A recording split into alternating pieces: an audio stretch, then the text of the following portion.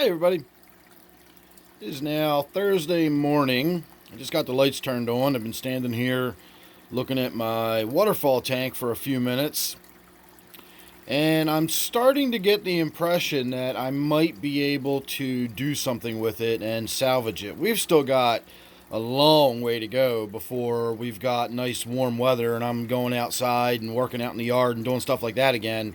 And that's when we're going to have to wait till I do anything different to put a new waterfall backing on, because I'm going to need to, work with epoxy resin and stuff, and I'm going to need to either have the windows open or be outside or something. So we're probably looking at next April or even May before I get out of the house again. I'm not a cold weather person. I don't even like chilly weather. So I don't go outside until the weather is nice again. And this is just not going to stay there for the next 3 months, or 4 months. So, not really sure what exactly to do about it. I talked originally about just tearing it all down and just leaving the tank freestanding, which would be easy enough to do. It'd be messy, but I could do it. It wouldn't be an issue.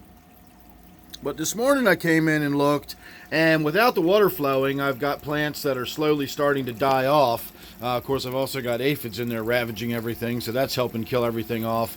So this sweet potato vine right there, you can actually see that little, it's like a soft planter. That's where the roots are. All I gotta do is pick that up, and then that's removed out of there.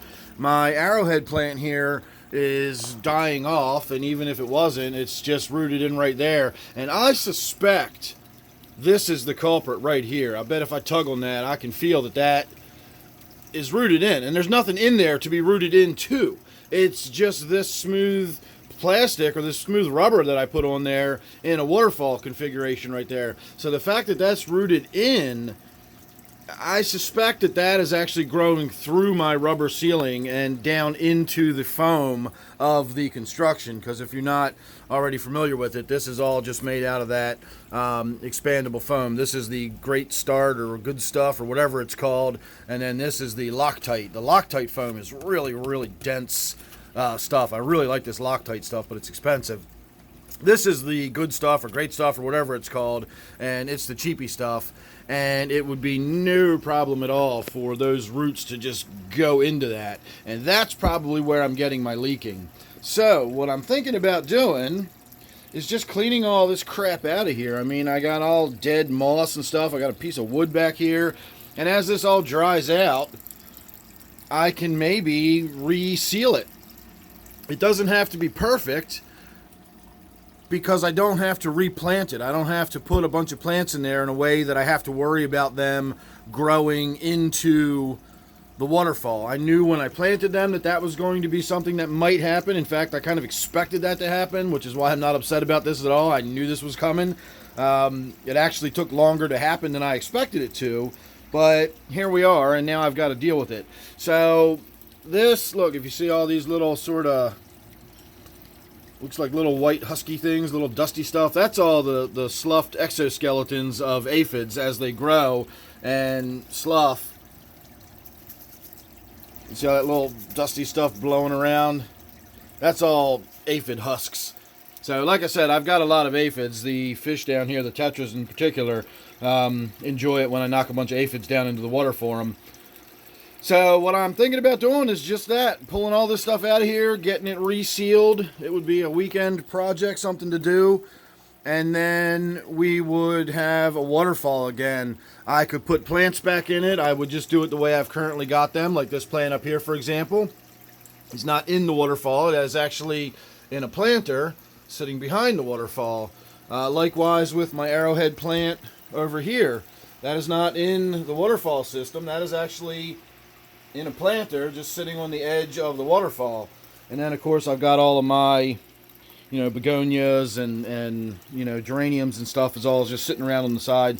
So I can have this kind of decked out with plantings. I can even put pots in the water so that the roots are contained within the pots, and ultimately, as long as we can get it till next spring, even if the roots grow through again. It took almost 2 years or a year and a half to get to where we are now.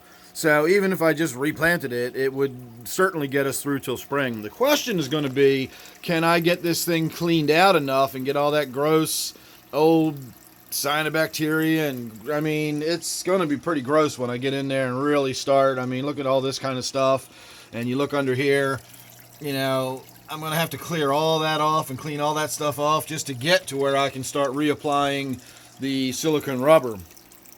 But I suspect all I'll really have to do is a heavy reapplication of silicone in there, or silicone. I never can figure out which is the proper way of saying that. I think it's silicone when you're dealing with the sort of rubber caulk stuff, and the silicone is more of the microchips and glass kind of stuff. So anyway, you know what I'm talking about when I'm talking about the silicone, the rubber caulk that I'm going to seal that up with. So anyway, that's where I am today. It is freezing cold outside, and I spray deer repellent for a living. And when the temperatures drop down below zero, there's not a lot I can do because my equipment freezes up on me. And of course, you have to let the deer repellent dry on the plants. You can't have it freeze onto the plants because that doesn't work either. So not going to be able to work today. Maybe I might spend it in here tearing this, plants out of here or something like that. I don't know. We'll see. Anyway, that's my thoughts for the morning, and then we'll see where we go from there. So make sure you're subscribed. That way you won't miss any of the updates on this tank or any of the other ones. Thanks for watching this one. Don't forget this still is my waterfall tank, and I'll see you real soon in the next one.